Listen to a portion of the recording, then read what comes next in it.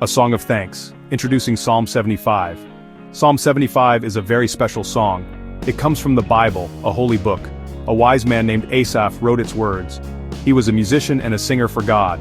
He gave this song to the choir director so many people could sing it together. It is a song about God's goodness and power.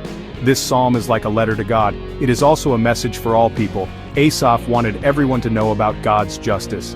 Justice means fairness, doing what is right.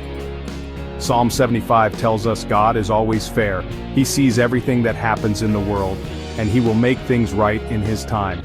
Let's explore this song together, step by step. The heart of gratitude, why we thank God.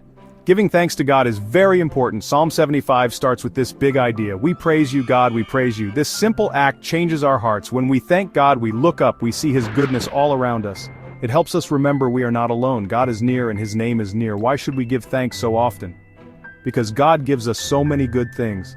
Think about the sun that shines each day. Think about the food we eat to live. Think about the friends and family who love us. These are all gifts from our loving God, so let's always start with a thankful heart. God's perfect timing, the promise of justice. God promises that He will bring justice. Psalm 75 tells us this very clearly. God says, I choose the appointed time. This means God has a perfect plan. He knows the right moment for everything. He continues, it is I who judge uprightly. He will judge with complete fairness. No one can trick Him or escape His notice.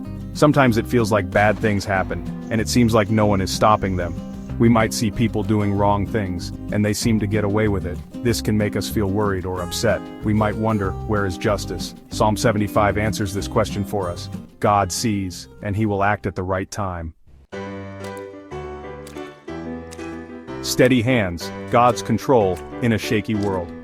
The world can sometimes feel very shaky.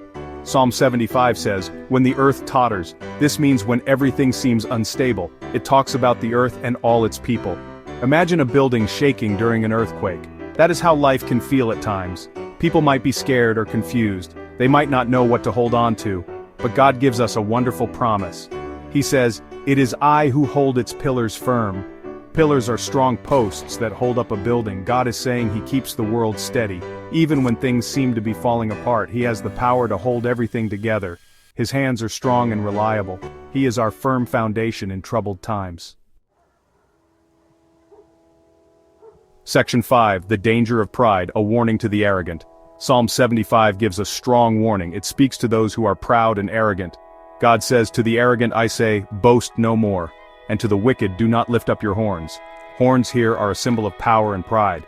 Lifting them high means showing off strength. God is telling people not to be so full of themselves. He wants them to be humble, not boastful. Pride can be a very dangerous thing. It makes people think they are better than others. It makes them rely on their own strength. They forget that God is the source of all good things. Think of someone who always talks about themselves, how they are so smart or so rich or so important. This kind of pride pushes God away. It also often pushes other people away too. Section 6. The ultimate judge, God's decisive power. Psalm 75 makes it very clear who is in charge.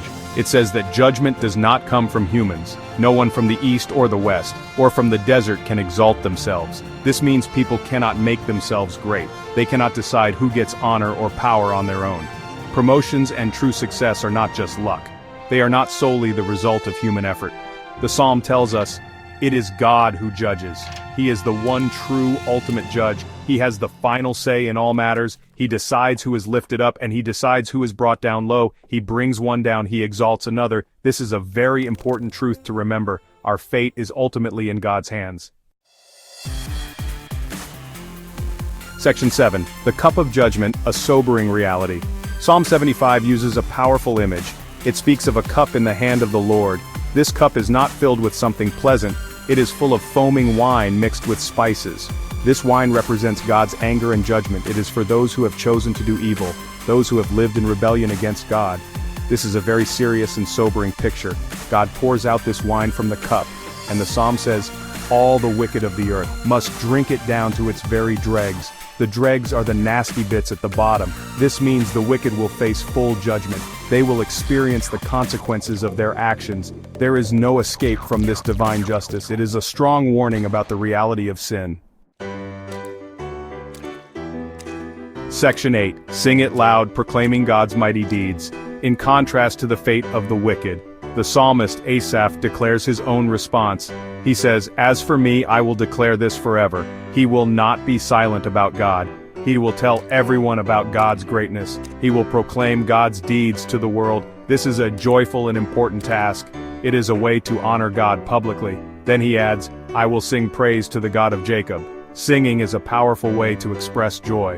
It is a way to celebrate God's character. The God of Jacob refers to the God of Israel, the God who keeps his promises, the God who is faithful through generations. Asaph commits to a lifetime of praise. Section 9. Two paths, two destinies, the wicked and the righteous. Psalm 75 ends with a clear contrast. It shows two different paths and two destinies. First, it speaks again about the wicked. God says, "I will cut off the horns of all the wicked." Remember, horns symbolize power and pride. God will remove the power of those who do evil. Their arrogance will be brought to nothing. This is the ultimate end for those who reject God. But then, there is a wonderful promise.